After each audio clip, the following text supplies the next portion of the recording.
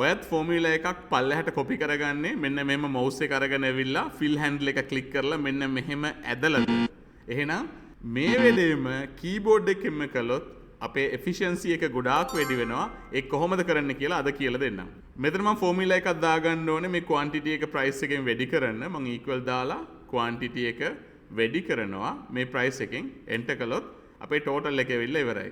සාමාන්‍යයෙන් අපි කරන්නේ මෙහෙම ගිහිල්ලා මේ fill handle එකකින් පල්ලෙහාට අදින එක. ඉතින් ඔයා mouse එකක් use කරන්න නැති කෙනෙක් වෙන්න පුළුවන් නේ. ඒ වෙලාවට ඔයාට කරන්න තියෙන්නේ මෙතන මේ first calculation එකට ගිහිල්ලා shift එකත් එක්ක down arrow එක මෙහෙම select කරගන්න එක. එතකොට cells සියරම highlight කරලා ඉවරයි. ඔයාට කරන්න තියෙන්නේ keyboard එකේ control එක D කියන අකුර press කරන්න. මෙන්න මෙහෙම ලස්සනට ඒක copy වෙලා ඉවරයි. සාමාන්‍යයෙන් mouse එකේ වැඩ කරන එක අපිට පුරුදු හින්දා මේක අලුත් වගේ තියෙයි. ඒ වුණාට keyboard එකෙන්ම මේක කරන්න පුරුදු වුණොත් මේක ගොඩාක් වටිනවා. efficiency එක ගොඩාක් වැඩි වෙනවා. try කරලා බලන්න.